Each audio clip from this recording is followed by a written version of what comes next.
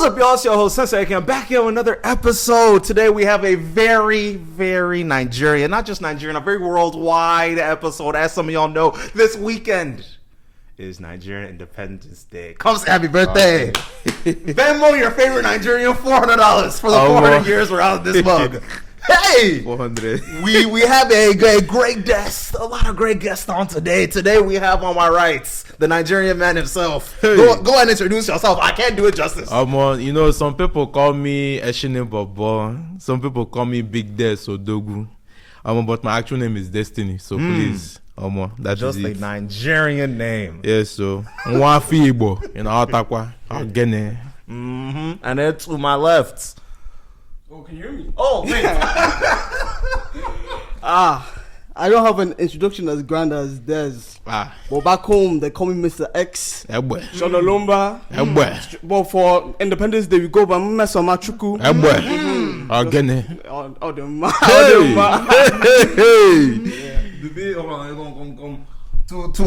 Today, I just wanted to come and talk about how everybody's experience as a Nigerian differs, and yet it's some way, somehow, the same. So recently, I've been on all the social media platforms. I know I'm just obsessed, and I've fallen down a rat's hole, just a rabbit's hole of all Igbo stuff, and I've just been seeing this man's face everywhere, just abusing my timeline for some reason. I don't know what happened, but there was a month and a half of just straight Igbonizing different songs that I didn't know needed to be Igbonized. So where do you, Destiny, where do you get your Nigerianness from? Where do I get my Nigerianness from? And how does it manifest in yourself? How does it manifest? Great question. When I stayed in the village for 7 years now. You see, some people. Why laugh? Why? Good question. Did you know you're going to stay there? Did they trick you? That's another story. Okay. We'll come to that one. But yeah, I lived in Aba in Abia State for like 6 years, and then my first year when I touched down Nigeria, I stayed in Lagos for like 2 weeks, and then went to Owerri, Imo State. I stayed there for like a year, and then that's when after that I went to Aba. Stayed there for 6 years, but I traveled in between those two states for holidays and Christmas, like stuff like that. But yeah, 7 years in Nigeria. And when they told me I was going to Nigeria when I was a kid, 2008, September 2008, I was in school, first grade like this. My daddy came. He came to my class. He said, "Oh yeah, carry your shoe. Let's go and pack your clothes. We are going to Nigeria next week." Okay, I'm like, okay, they didn't really allow me. I didn't clock it back then because I thought we were going to visit, because most parents, they at least want you to go to your native land, to go see your family and learn the culture, stuff like that. So I thought it was just visiting. Boom. To have 2 weeks come. We fly to Nigeria. We finished meeting everybody. We greet everybody in the village. Went to my mommy's village, went to my daddy's village, stuff like that. Greet everybody. Boom. And then, after like 4 days,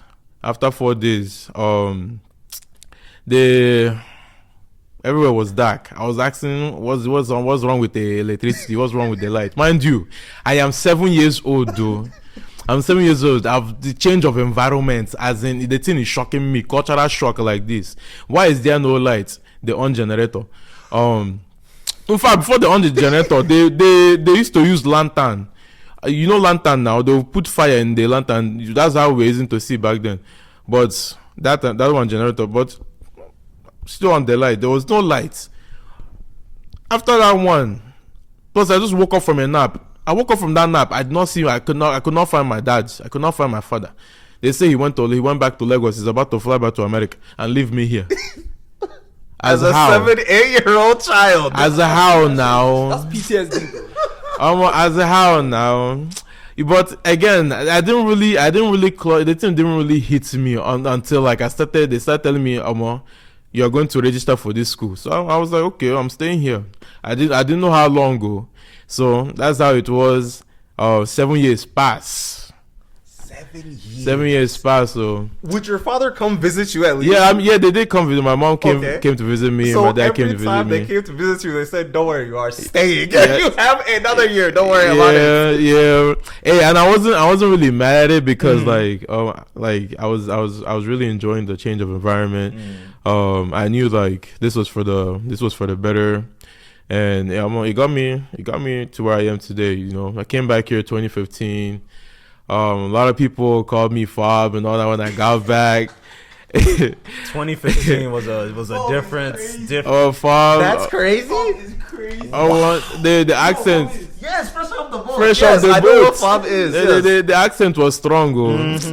So, but then they were making fun of me for it back then. But hey.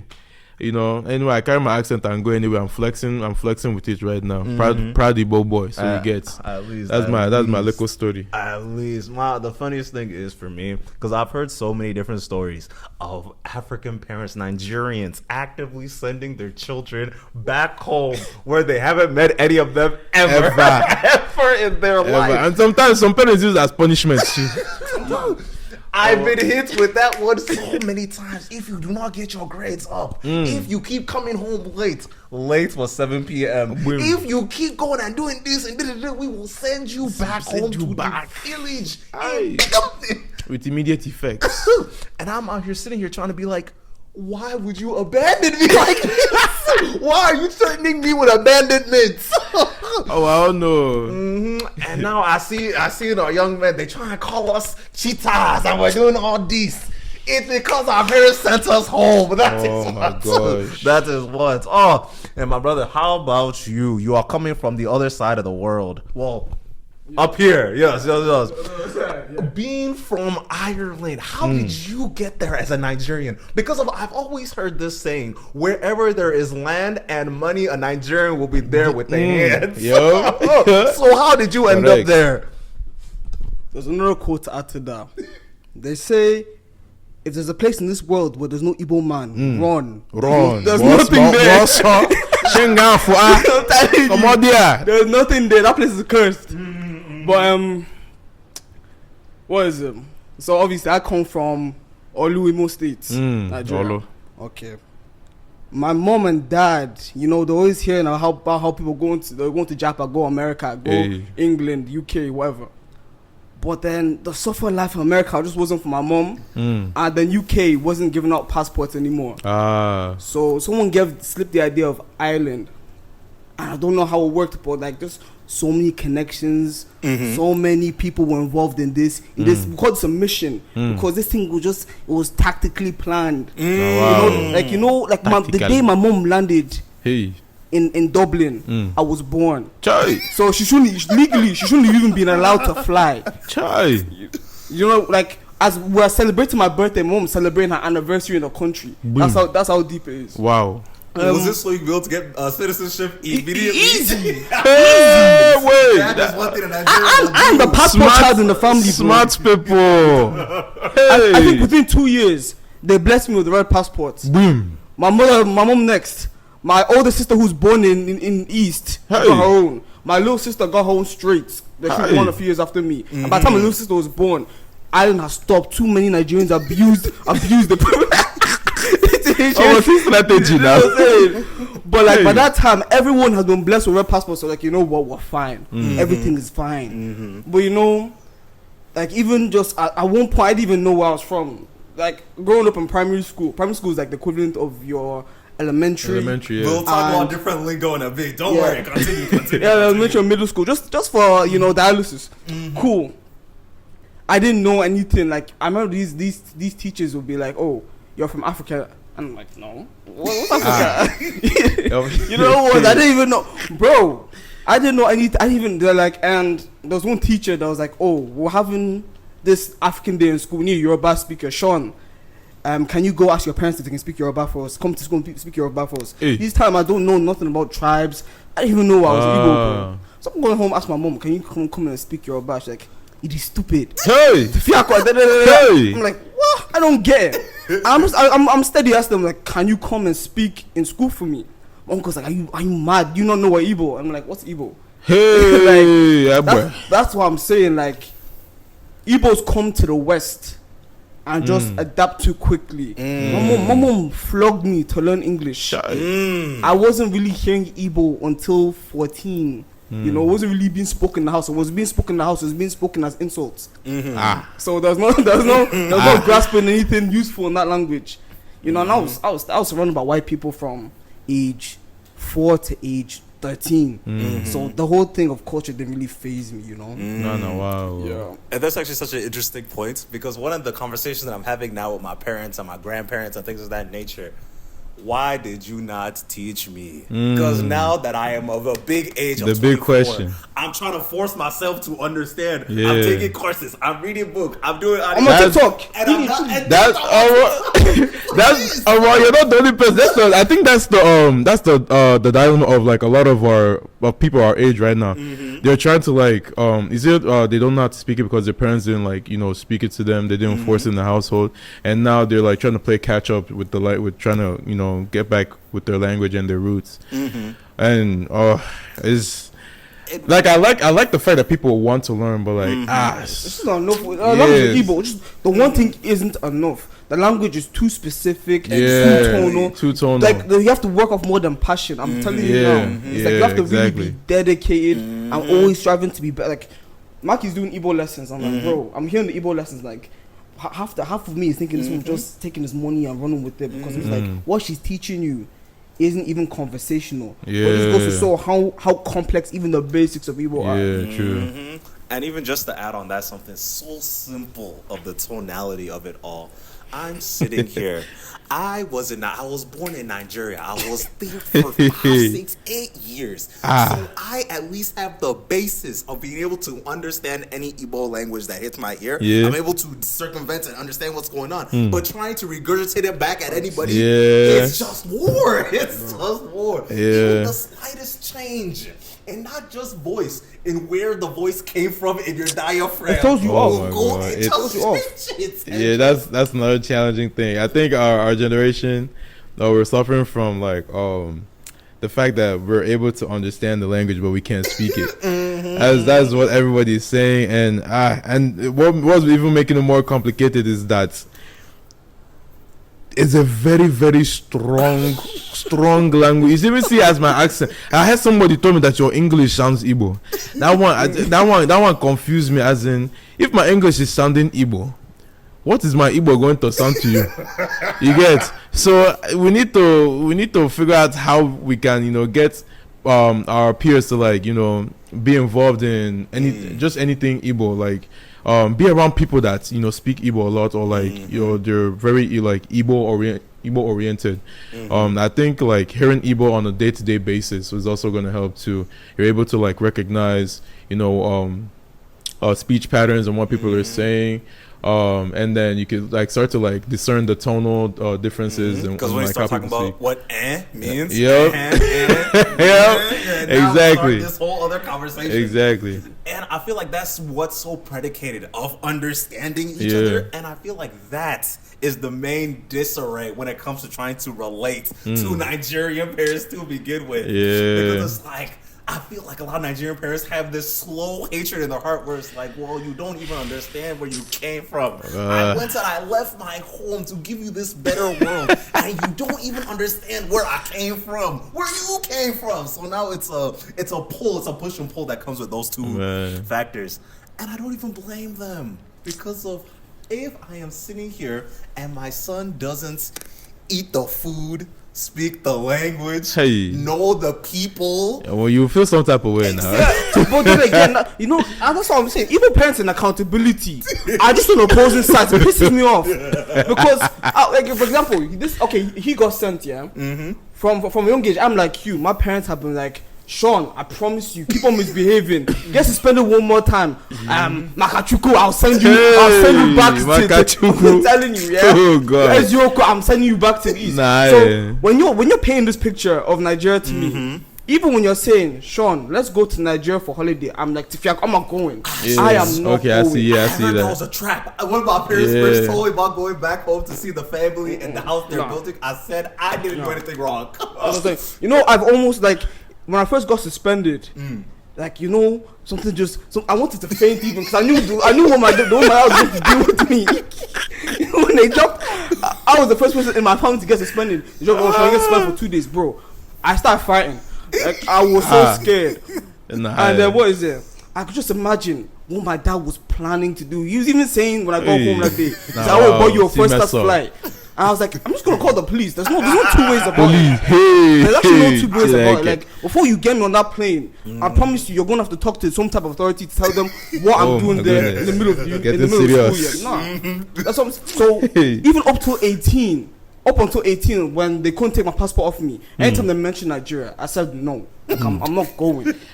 You know, I'm making plans to go this year because it's like they can't do anything. I'll buy my own flight. You're a grown adult. You're a grown adult. From before 18, I was like, no, never will I'll never be that type of statistic. I've seen so many guys. I've seen so many guys. Yeah, they say I'm going to Dubai. They end up in Ibadan. I said, oh, God forbid. That's how I'm from Dubai to Ibadan. Jesus, bro. Oh my God. And the fact that they were able to use being Nigerian as a punishment, and then you go to your crazy, own school, not gonna lie. and then the people in your school is going, it's disrespecting not just the blackness, but specifically the Africanness in like, you. bro. So now you're sitting here painting this big negative picture of your heritage, and then it gets to a point of what needs to happen for us to be able to get people to actually want to learn their heritage. Yeah, that's the question. I think that's been my mission when I like realized that I started to like appreciate my culture more, and you know, like I had this passion to like get my culture out there.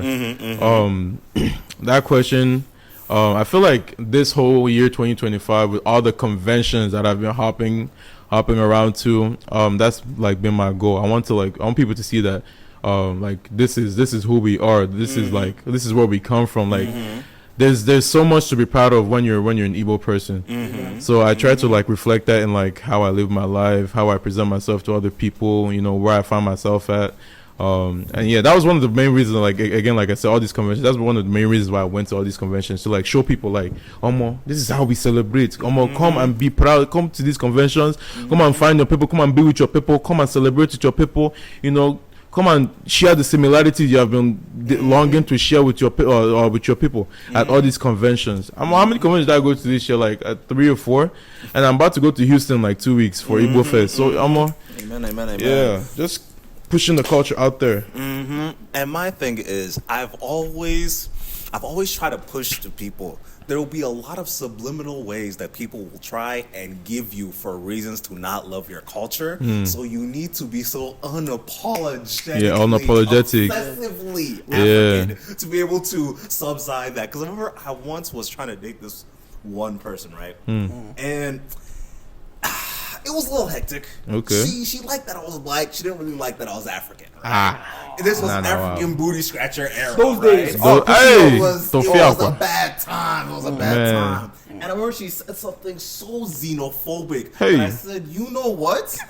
Every single time you'll see me, I'll be wearing this. Give us you should. Yes, you should, bro. I forgot what the crazy thing that she said was. But I remember after that moment, I said, you know what? I will just prove a point because of I know me and you will never be. That's just that will never be. So every single time I went and I met her parents in this whole outfit just to truly prove the point to make sure that they know that I'm at least African. That's the minimal. That's the minimal. In fact, can you even delve into that? Because I'm watching it. I'm watching it from like, you know, a social media aspect, and I'm just like, these African Americans just piss me off. And in a real controversial, I don't care way. It's like the white man has won when I hear them speak about Africa. You know, the way they hate it, because it's not like there's a non-debate. The roots, no matter where they find it, it's going to lead to Africa. But the disdain they feel towards Africa is crazy.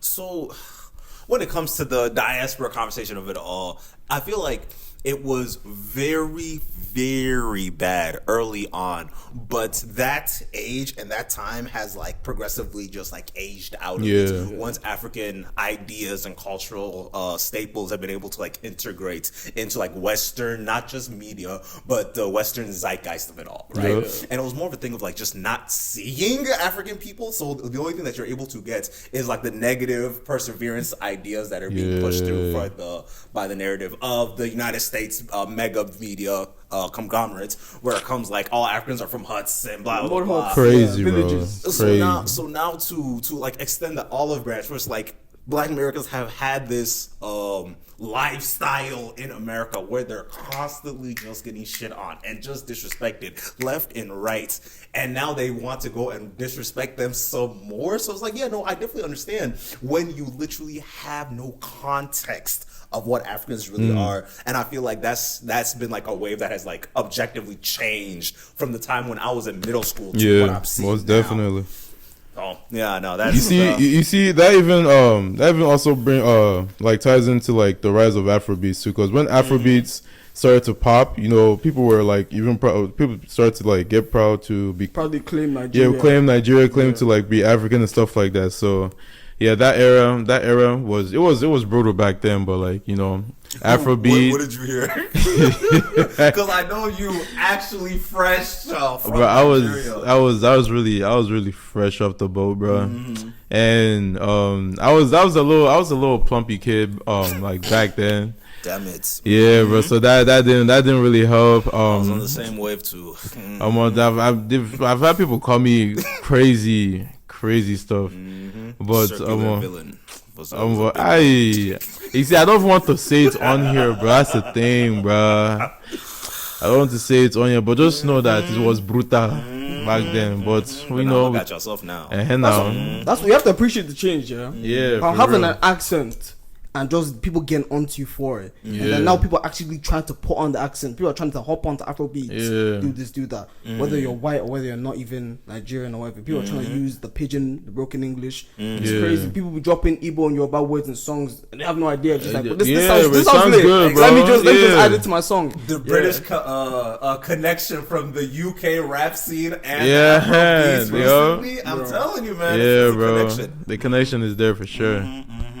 And in the talk about Afrobeats and things of that nature, having the run of getting a guy like Wizkid and then going to Burna and then going to a guy like Rema and Ashake and things of that nature, I feel like not only has it it's brung in this like youth to the world musically wise, but there's so many like stylistic things that you just want to represent in your own type of music. That's why you have a guy like Central C that actively wants to pair up with a guy like Ashake and Rema and things of that nature. How did you start making music? Me. My own story. It's a really random story. I've always been the type of person that likes to just sing wherever I go. Yeah. I grew up when I was back home. We always do devotion every morning. So I think that played a factor. You know how some Igbo songs are very catchy. So you know, I just randomly doing something. You know, a song just pops in my head. So Can you do a run right? Can you do quick run? Quick run. What's a popular Igbo devotion song? Let's see.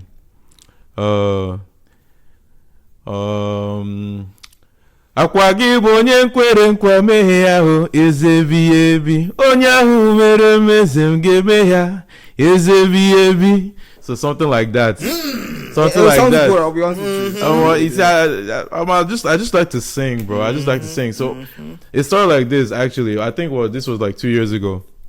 Before like I started to like recognize all my friends, or like the friend group I have here in Minnesota. This was like early 2023. I was working out in the gym at the Commons at the U of M. And this was when I just like met some of the friends that I have now. I was working out at the gym right there because I think there was a little kickback there. So I went to go lift, and then as I was working out, I was singing some songs, and one of my friends heard me singing, and she was like, you can sing. Why don't you go in the studio and actually start making music? And I told her, I don't have access to any studio now. I don't know anyone that does music, or like I don't have studio equipment like that. And then he told me, oh, my friend does me. Don't you know that Osa now? You people know Osa now. Osa does music now, so you guys should collab and do something. I was like, okay, good. I went and talked to Osa, so we actually scheduled some things, and we made our first. That's how we made our first EP. Where brainstorming and stuff like that. And then I think the third song off of our EP, the first EP, that's the one that we liked the best. That's the one that started popping off. So we saw the little success and the potential that one had, and I was like, okay, we can actually do something with this music thing. Fast forward to I think a year later, we went to go make our second EP. And I think that one was our most successful EP, the one with the Ayama and the baby. So we made those songs. I wrote like very meaningful lyrics, because when I write, I try to write with intention. Yeah, so I was writing, and a lot of people say like you can't, like they didn't really believe that I was just writing for writing's sake. They thought like I've had some type of experience with like because I talk about love in my songs, so they thought I was referring to somebody with all these lyrics I've been writing. I'm like, I'm just writing thoughtful lyrics now. I've not been in any relationship. I don't need love. Yeah, you see, exactly. Not yet, at least. So we released I Am and Baby, that EP, and that one was getting a lot of a decent amount of traction. A lot of people started to see that what's it called? Like there's like they're seeing the culture in our music, the Igbo culture being preserved in our music. I'm like, yes, that's one of my intentions too. I want to showcase my culture. I want to showcase how beautiful it is, through music. Music is a way of expressing oneself. So that was a big W for us, because we're expressing ourselves, pushing out the culture, and a lot of people were surprised that somebody in America is making this song. I've heard people say that is that Flavor? Is that yeah? A lot of people are telling me is that Flavor. I'm like, how do you hear Flavor in this thing? I'm just. This is me, or love songs. Love songs now. So well, I saw it as a compliment, and stuff like that. When you get that type of recognition, people were being surprised. People telling you to keep going. This actually sounds good, mind you. Like this is like my third. I haven't made a solo song yet. This is all the songs I made like beforehand were with Osa, and people are saying this actually sounds good. Like it sounds like you've been like you've had experience and years in the music industry or music scene. So hearing stuff like that, it makes me want to keep going. And then recently I just made Chi with Mac, and people are actually excited for that one. Igbo Fest is coming up in Houston, so if you want to hear all these songs live, I'll be there performing them. So it's just stuff like that. It's just inspiring me to just stay strong in the culture and promoting it. So yeah, that's my music story, man. Fire. Is there something about music that makes you want to connect with others? Are you a big music guy yourself? 100%. There's no day I don't play music. Because he's been here for a little bit. Yeah. And yes, the music has been around. I feel like, again, when I was learning Igbo, one of the avenues I take is through music. Yep, me too. Your flavor, your pheno, yep. Even just bracket. Like bracket was hard. Hey, bracket. We have to give all these. What are must listen tos as you're trying to listen to Afro beats with Nigerian artists and things of that nature? Who are the artists you have to go to?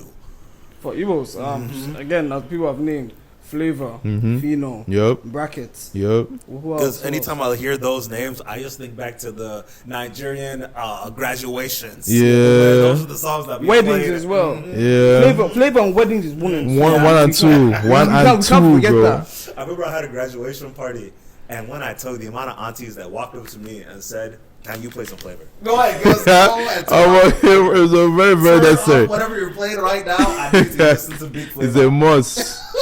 But it depends, because there's depends what you're into, because there's you like that organic type of music. Yeah, bro. I'm on like me and see me and chai. Like Ogene gets my spirit moving, it gets my body like some stuff like that can get a paralyzed person. Telling you. I'm telling you, your bones will be want to move on its own. So like that's the power of Ogene music. And then you have songs, love songs, Flavor, Brackets, Throwback, P Square, who else? Two Face or Two Baba. All these are people that I listen to. Wiz Boy. The list goes on. It goes on. And then like for music that a lot of Igbo music, they have like proverbial meanings and like wise sayings and stuff like that. So like Umo Bilibo, Caveman, songs like that I listen to, and that's also how like I started to like pick up the language small too, because I already had the tongue, I already had the accent. It's just like you listen to like songs like that where like it could challenge me to, I will listen to a song and I want it to make me curious. I want to know what they are saying. I'll go and do my research. I'll go and ask around, go ask my parents what is this song. That's how I was able to pick up the language. So music definitely helps. Because when it comes to hearing Nigerians just talk, they always get to this. There's this, not just angelic, but there's this prophetic that comes with being a Nigerian. And I feel like that is why I'm so intrigued with my own culture to begin with. Because I remember I heard my mom said this randomly. She goes and says, 2 brothers fighting will ruin it all. If what is it? Is 2 brothers fighting? The only thing that would happen is their treasure will go somewhere else. Yeah, that's deep. And it always blows me how there's a saying for any situation. And they're always poetic with it too. And it feels nice because I've always had this feeling where if it sounds correct, it just has to be it has to be correct. Oh my gosh, bro. That's literally how it is, man. That's literally how it is. 2 brothers fighting over treasure. You know what? Of course it will go somewhere It'll else. go somewhere else. You are not serious to get that treasure. Of course. Why people are fighting? Somebody have collected it and then is enjoying it. Stay there, keep fighting.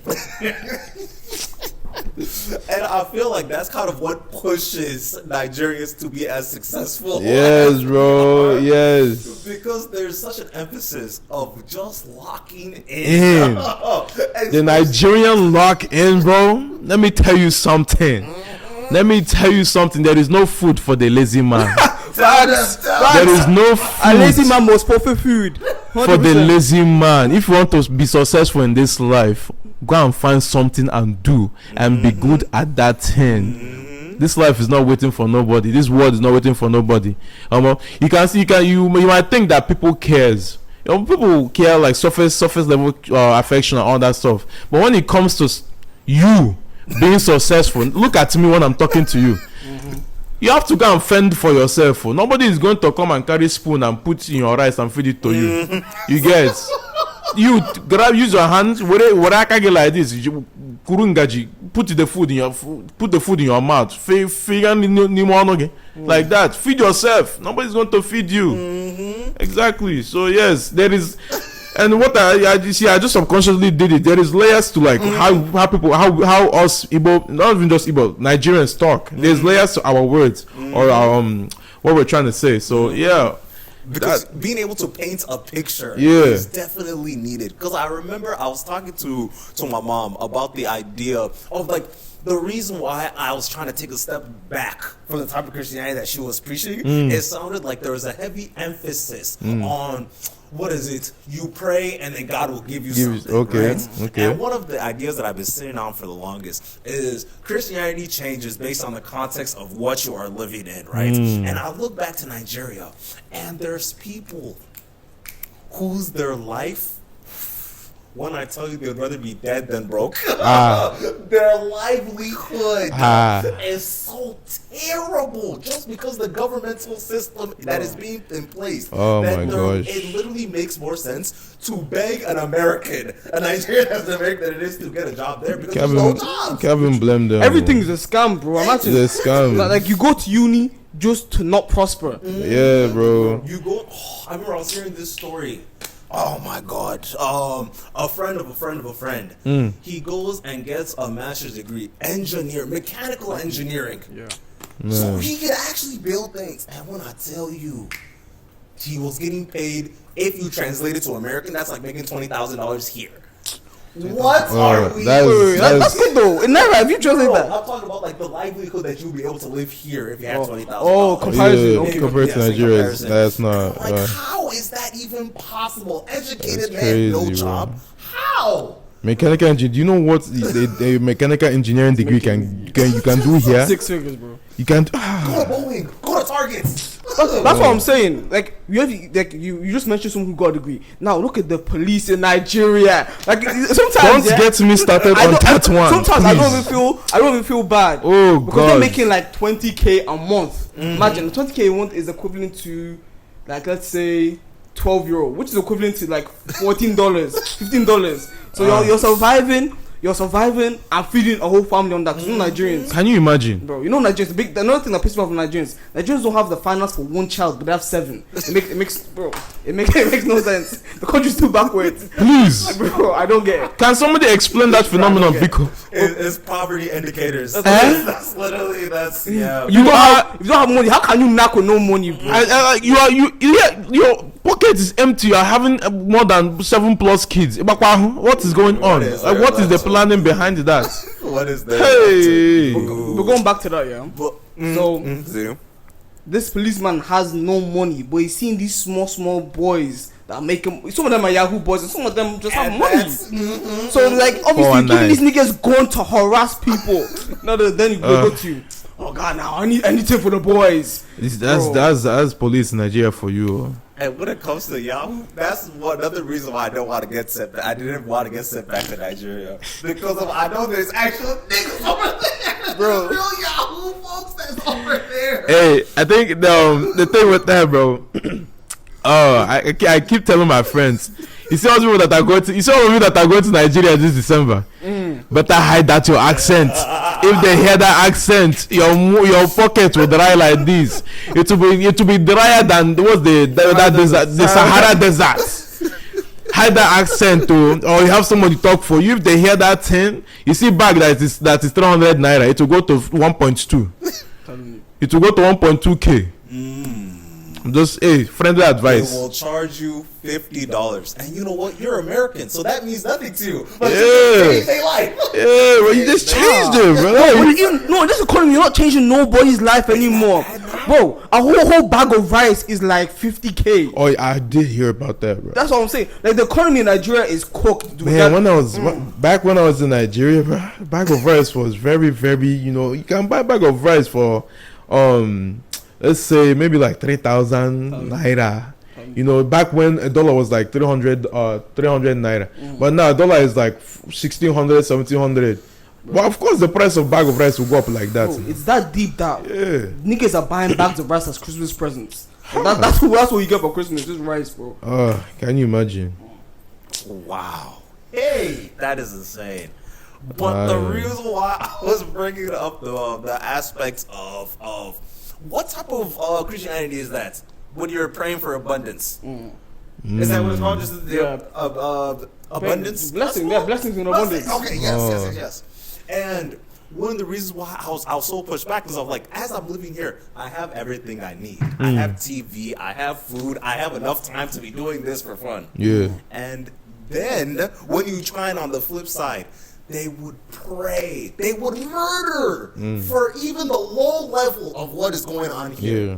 And so it makes sense for that to be like a thing that they would aspire for, to have as much as possible, because they ain't have nothing to begin with. Yeah. So no, it's tough,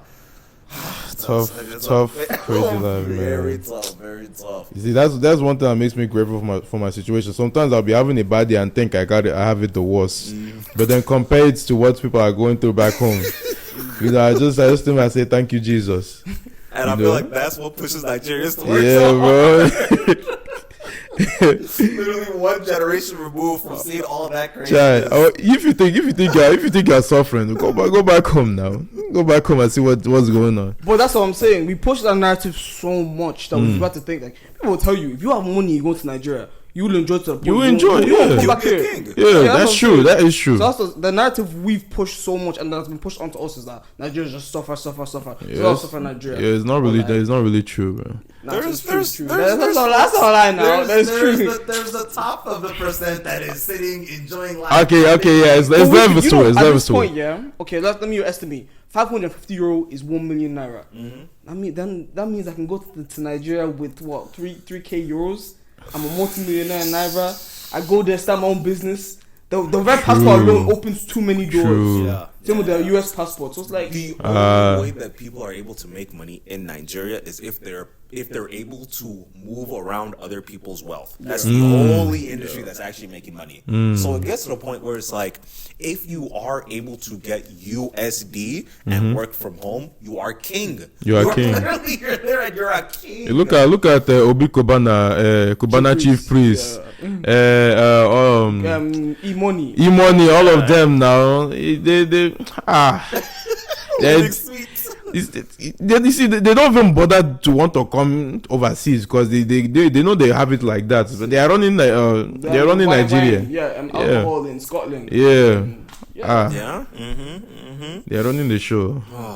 What are some main cultural changes from Ireland to here, or like the UK area to here?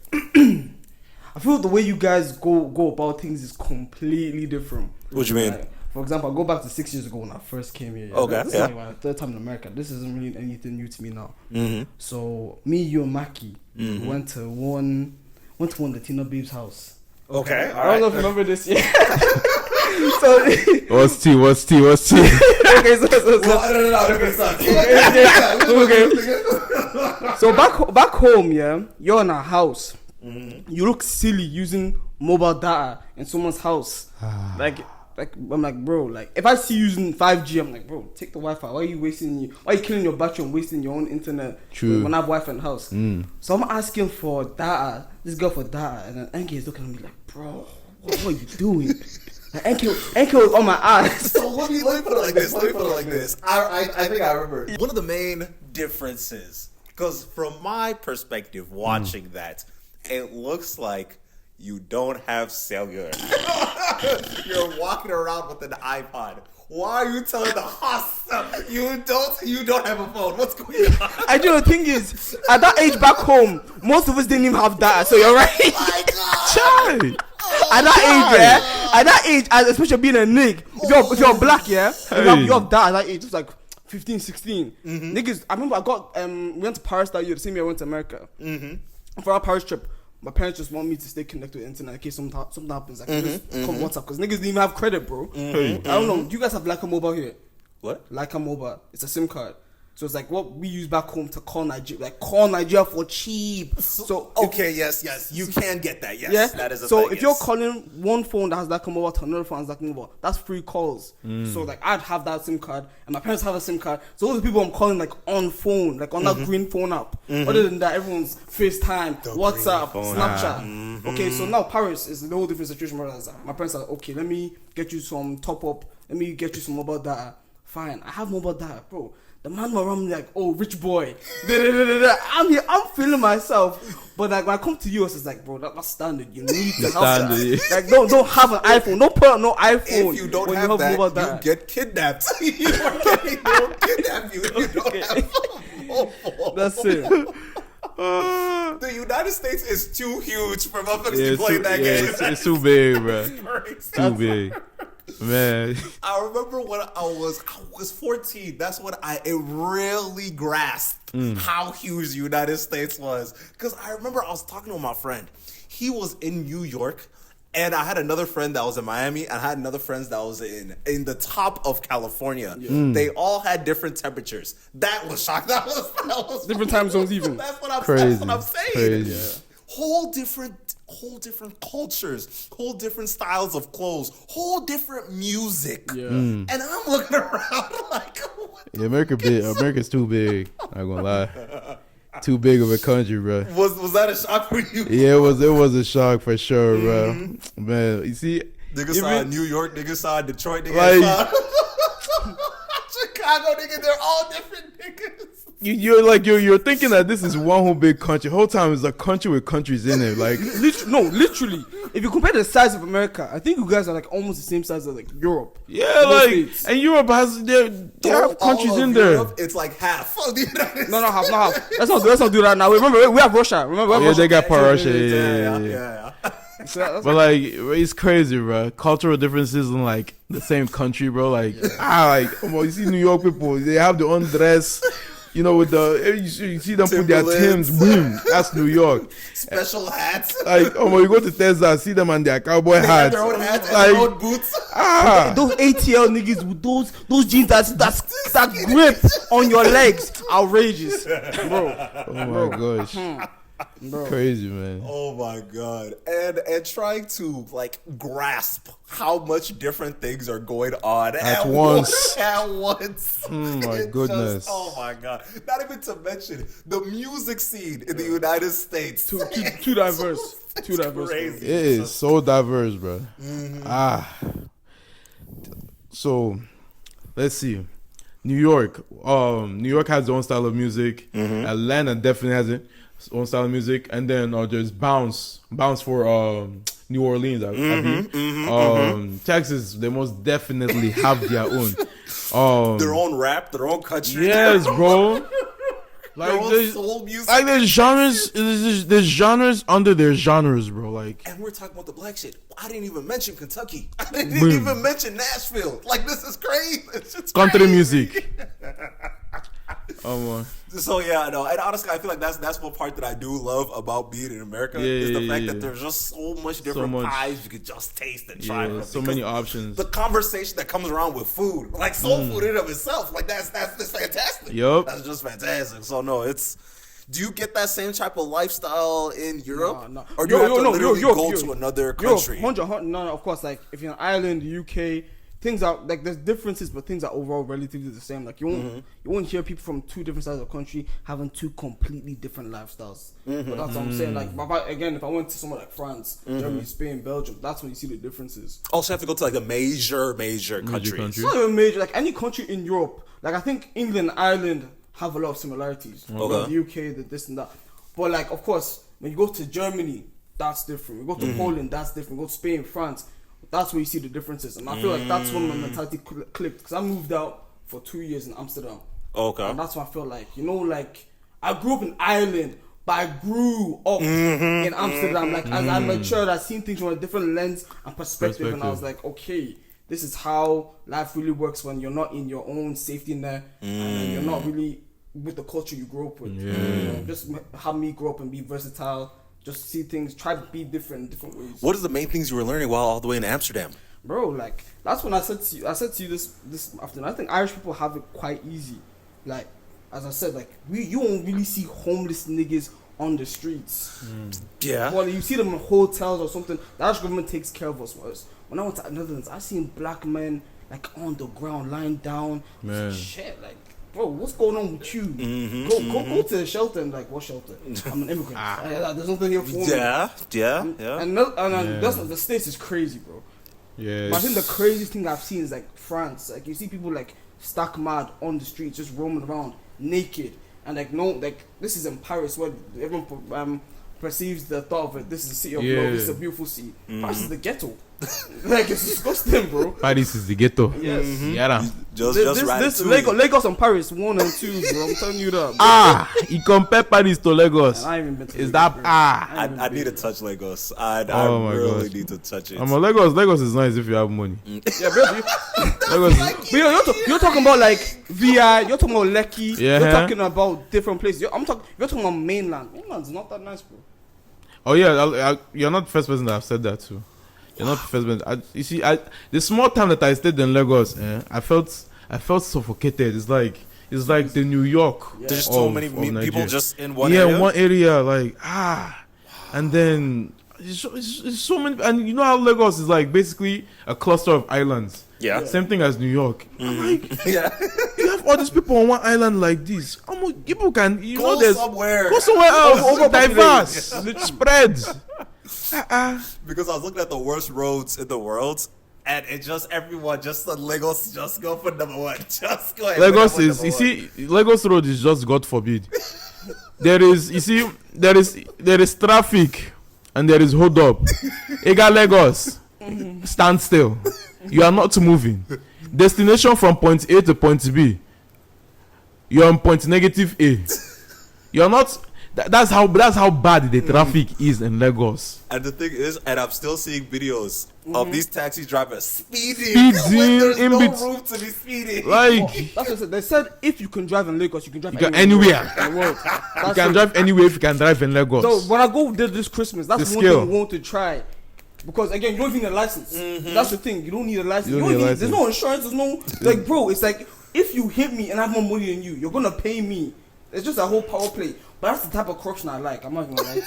That's the type of corruption I like. You see? Big, little bit. Yeah. Because look, there's everywhere we did now corruption now. So, Hey, he being honest though. but if there's a corruption I can get in on too, how can I really be angry? Bro, how is 13 December? How is it? We're coming approaching that Oh time. my The tickets are goodness. getting expensive. Everyone just buy a ticket at this point. You see, bro. And one more thing. Out of nowhere, I've just seen when I want to go to Lagos and I go to Disney December and dance and do all this thing. Why is Ghana there? Why is Burna Boy there? Bro, Why that's is why the Tyler price there? is going up. Everyone's going. Everybody is going. Did you see how many people went Boy last year? Bailey, for what? Eh? For what? But Burna Boy, that pissed me off. Oh yeah, that story. Hey. But yeah, that's. I think that is actually why the price of the tickets are going up, because the amount of celebrities that has gone to Lagos, not even Lagos, I've gone to Nigeria in general, within seen the past 5 years. Central C. Why are you in Nigeria? Cardi B went. Is it last year or 2 years ago? This one streamer that was in that Ashake's music video. That the one that's with DDG or what's her name? India Love. Wow. Okay, I didn't She know was that's she where was she was also in Lagos. Last you see, like all these big people are going. When I was scrolling through the prices of the tickets, Economy as well. economy. Let me tell you, I can use that price and go and do vacation in a whole different country for like 3 years. Yeah, you can buy land. Can buy land there. You're forgetting that one. Why is the price of economy ticket to Nigeria of 5K? Who are you? Why are you? What are you? Bro, Eh? I was looking at it in Feb. Bro, I was looking at it in April because it was around my birthday. I said, let me just buy it now. We'll move on. change. They were saying 4.5. Doesn't change, bro. Because they know everyone wants to go. Yes. Like and keep it here the all year trick, round. yeah, they know the trick. Get your ticket early. That early that you want to get your ticket is not even early enough. One year in advance is not early enough. It's not early enough, bro. Like they need to people. I'm on Nigeria. Figure something out, man. You see, that's why I couldn't buy tickets this year. And what's crazy, I feel like I might have just pampered myself a little bit too much. I don't want to fly economy to go to Nigeria. I don't want to just sit like And this. that is very valid for how many hours? That's a very valid. I think it's like 20. That's a very valid. That's a very valid point, pause. bro. He said 20 hours to Nigeria. Yes, it's like So for God forbid. Wait, don't they do layovers? Yeah, that's what I'm saying. No. And that's best case scenario. That's what I'm saying. Okay, that is best 20 case scenario. Straight. Oh, for 20 us, is for me, it's straight. like what 13 for with Leo's is 13 hours. Or if I go to England first, it's direct. 6 hours direct. Oh. Oh, that's so calm. That's so But I calm. thought that America has too many Nigerians. They should be planning a direct flight from You here would to- think so. Makes But no I sense. guess so, bro. Minnesota is. There's no Nigerians in Minnesota. Oh, so if you want to go direct, you have to go to different state, is it? Oh no, you can still go direct, but it's really expensive. It's really if you want to go expensive. from Minnesota. Yeah. You damn near need to go. To Atlanta. A lot of people go to Atlanta's Atlanta, a- yeah. yep, mhm. A lot of people go to Atlanta. So, From yeah, Atlanta no. to. And yeah. I feel like I shouldn't need to be spending top dollar to be bro. in my father's country. Not Aye. my father's country. I cannot do it. Crazy, man. But guys, you know if we all did a link up in Nigeria, we'll go crazy. That would be a crazy. That would be a. Oh, but I'm that's. just saying, like, more, like That'll be sometimes a you have to invest vibe, your bro. money into your future. If we No, all for went, sure. if we all That'll be went a to Nigeria vibe. and same fucking us three, Mac, Mishak, bro. That'll have be a been vibe, telling bro. folks to go and plan trip with me, but no one I have wants to. to. I think I have to go next year. I have to go next year. I think there's an event going on next year in my village that I have to go to. So hopefully I could do that, and then even probably meet hopefully some other people are going. Then I could go, meet them in Lagos and have the fun there after I do my business in the East. But next year I have to go. This year, those ticket prices will do something to you, man. This one, generational debt. People are always saying, go get your tickets early. There's no time. There's no such thing as early when you come to Ticket for 2030 is what they're talking about. Please get away from me. Get away from me. You don't get that time, that kind of strength. Oh wow! Do you think like Nigerians just overlook, like don't think that we don't go through any financial suffering because we're here? That's another topic too. That's another good topic. And Nigerians will tell me, just even if you come for 5 days, just get a ticket. I'm like, so you think I'm going to travel 13 hours to stay somewhere for 5 days? Travel crazy. back again 13 hours. That's 26 hours of just transit alone. That makes, bro. Not even to mention getting ready to go to the airports Yes, and then bro. being in the airports. And then when you land in Nigeria's airports, that one's under trouble. Thank you. That's under trouble. What is it called? What is the headache you get from flying? Oh, Jet lag. Jet You lag. go and get jet Oh lag. yeah, It that takes jet a lag. whole That day jet away lag from is you. real. So That jet lag is real. I don't know. And my thing is, if I'm going to Nigeria, 3 weeks at least. I'm not gonna touch 3 weeks, please. 3 no, weeks. financially, 3 weeks isn't like you're going to take 3 weeks off. How do Americans even do your holidays? Like back home, we get like maybe 21 to 25 days of holidays paid. So I'm gonna cut this part, but I'm a healthcare worker, so like it should be sweet for me. Like, get sort of grab your shifts, pass your shifts this way, figure it out that way. Okay. And you get a whole bunch of PTO and overtime and stuff like that. Yeah. I do get that too. How is working in Ireland? Bro, I can ask you the same question. I'm still looking for a job, bro. Because I've heard some of the worst things from folks overseas because of. It's not that there's not too many jobs. It's that there's not that much money that they'll give you for said job. So it literally damn near doesn't make sense to work inside European countries if you're not literally a financial analyst or something of that If you're not nature. working, I think if you're not doing anything STEM related, then or just even maybe law. Okay, I can give it to STEM law. But maybe what's an other like a non-STEM degree that's good. Non-STEM My head degree. goes blank. Hey, I'm a graphic designer. I think there are some pretty like good jobs out there because But that one graphic. is by your own graft. You know what I'm saying? Okay, that one, that's true, that's that true. You one- have to be talented You for do that. really Yeah. have to be passionate and talented Yeah. to Yeah. get someone with that. Because Yeah. I've seen niggas do the marketing thing. Nowhere. I've seen niggas do the graphic design thing. Especially this AI competition. Oh, yeah, Crazy. that's You're another not getting thing. nowhere. If you're not really pushing yourself past what you're seeing and what you're learning in uni, Yeah. bro, just True. put the fries in the bag. Really. Yeah. You see, that's what I had to realize too. Like, the stuff I wanted to learn, the graphics of like the graphic skills I wanted to acquire from university, I didn't really get it from university. I had to go on YouTube. I had to go and like start teaching myself, like how to make all these nice posters I'd be seeing on sport pages and like all these posters of like athletes and stuff like that. You try and ask them, can you show me what you know films does? And then Yeah, they can't bro, even like- come and give you half of what he can Like, do. what's going on, bro? Did you not study that in uni? Huh?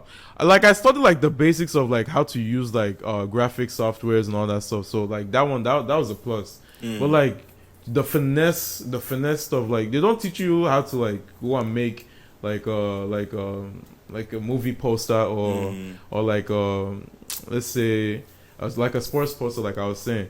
That's why we have to go on YouTube and Yeah. When it comes to the arts in American university, the main thing that they want to do is put you in a place that'll give you the certificate that says you are valid. We will yeah. show you to our alumni. We will give you all these different products that you can sit here as a 20-year-old, as an 18-year-old, and learn here. Yeah. And then you can go and take that and do whatever it is that you want. Get a job at NBC or go and try and be on the Avengers or come work at Disney or something Yeah. like that. But that will be off of your own back strength. Yeah. All they're there to do is be like, okay, since you will come here and you will pay, what is it, $50,000 to some Like- people, $68,000 a year. Here is these like millions of dollars of things that you could work with, of instruments that you could actually go and grind and learn, and that's the trade-off. But Yeah. if you're expecting to get a job because you went here, Yeah. Those days are crazy. gone. Those days are gone. I feel So gone. the job market is cooked everywhere. It's so cooked. But an island, bro. I remember I made my LinkedIn account in the Netherlands when I lived there. Yeah? Like this year that my final year just passed. Bro, I'm getting recruiters hitting me up. I got an internship from Uber. Software engineering internship from Uber, but they asked me to leave uni like midway through the second semester, February, as a 6-month internship. So in my head, I'm like, I'm not gonna pause my final year and then redo it next year. So I just had to decline that one. But then, Why did they want you to continue school? why didn't they want me to continue school? Yeah, why didn't they want you to continue school? Because that just seems counterintuitive. Because this time I'm back in Dublin, finishing off my degree. So I'm full time in Dublin, but the internship is in Amsterdam. So their time is different. Like their schooling is different. So their graduates are like done already. It could be a mix of the people in internships are graduates, people are there in the the third year. The third year is when we really do the internships. But this is my final year, and that's me to take like a break off final year. Yeah, And I was thinking about, I was like, this looks crazy. This looks silly on my cover letter. You guys call it resume, we call it CV. We call it CV. So it's like, this looks crazy on my CV.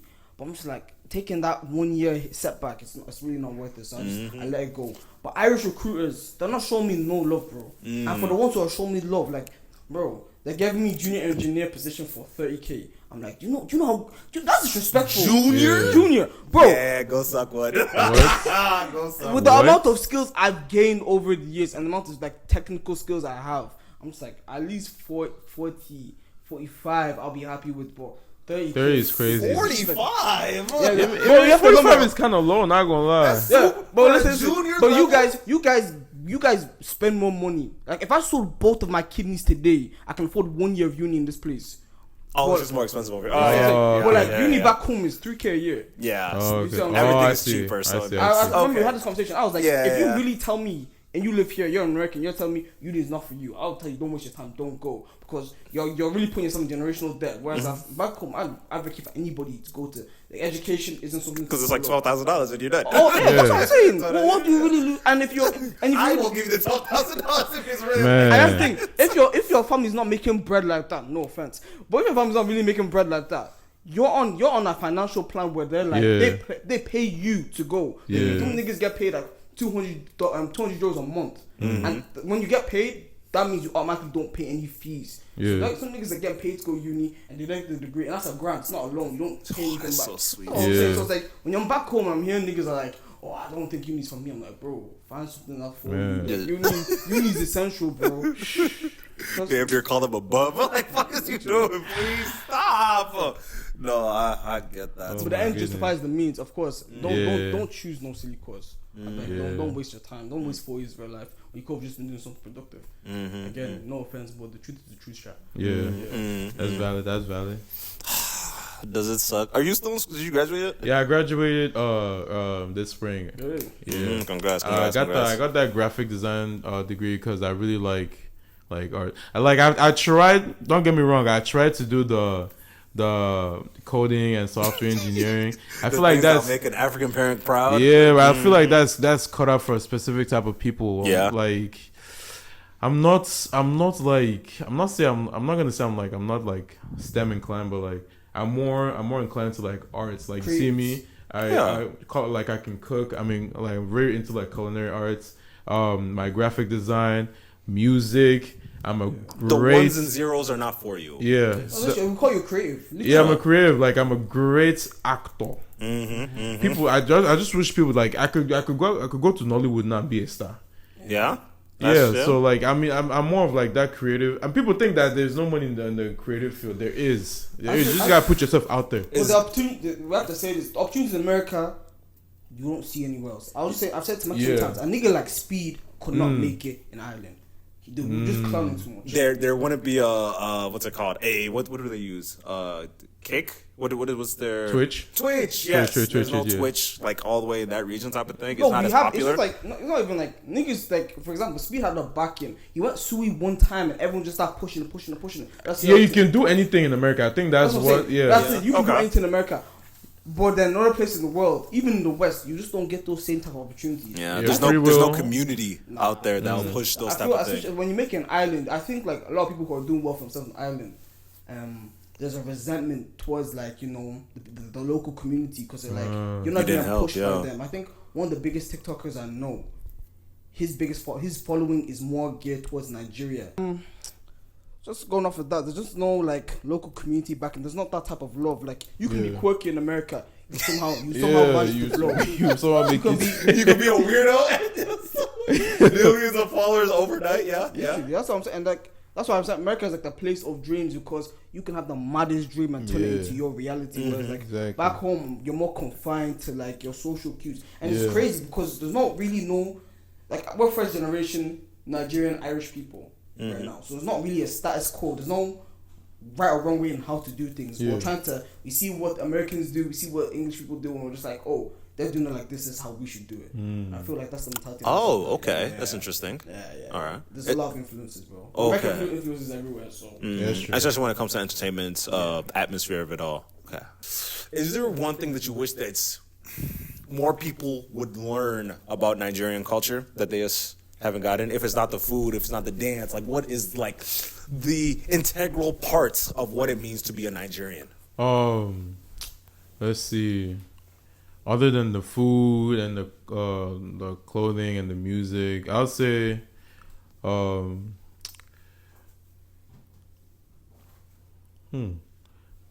say, I think we mentioned this before, like earlier on, the lock in, like the mentality, the mentality of a Nigerian, especially being an Igbo person. You know, there's that mentality that is being pushed, which is not bad. The entrepreneurship, like really business-minded. business minded. Like if you really want something, go and get it. I think that is like one underrated thing about being a Nigerian. Anything you want, if you really want something, you can go and get it. As far as the opportunity presents itself, you get. So like, yeah, like you see me when I was growing up. Like I had a little strict upbringing, which I'm not too mad of. You know, sometimes it could get like a little harsh, but like it made me into the man I am today, and it gave me it put that mentality into my head where like I don't want to settle for less. You know, I can't be comfortable with where I'm at right now. I always want to keep going, keep elevating, keep pushing forward. And people think that that's like that could be just anybody. Like you could tell this person, you know, don't settle for less, and they will take it. No, that's in fact it is a skill to not settle for less. That's how us Nigerians will look at it. You get, because we all want to make it. You see, that's why anywhere you go, you see Nigerian, you see an Igbo man, you see Yoruba. The Nigerians are everywhere because anywhere there's opportunity, we want to take advantage of it. So I think that's one underrated thing about being Nigerian. Yeah. And one last thing I like to say, shout out to the Igbo women because of they be the one they be cooking more than we do. When it comes to hard work, Igbo women, especially here, And they don't get their flowers. They don't get their flowers. Because all the presumption of Igbo women, all they lack is money. But like if the man can't provide, bro, they'll do themselves. They are what that money you are talking about. I'm telling you, have you seen Nigeria? You have seen that Igbo woman? They are packaged. They are 10 in one special. So you better have that fat pocket ready. They are not asking you for money for no reason. You get, if you can't take care of them, Don't then marry. don't worry. Don't marry. Leave them for the people that can take care of them, please. Go ahead. Like I don't like hearing this Nigerian woman, Igbo woman, money. It's for a reason. Please, they cook, they clean, they know how to look good, they know how to dress, very fashionistic. Their sweet mouth, they would say one. They will call one Igbo woman. They are panning. Aye, they will pamper you like this. You think you just came out from the womb yesterday. You get. One woman will call you Odogwu like this. You got like this. You melt, frame. So yeah, please. They are. Anytime you hear Igbo woman, cater to them. Give them whatever they want. Please. So the way you're talking, are you getting married anytime soon? I'm still waiting for Jesus to tell me something. You get. Amen. You know, I don't want to rush it, but I'm Go very on, inclined. take I'm very time, inclined to take my Igbo women. time. You get? My uncle said, fast and pray enough, you find an Igbo woman. Ah, I'm telling you. ha. So it goes to show that I haven't been fasting.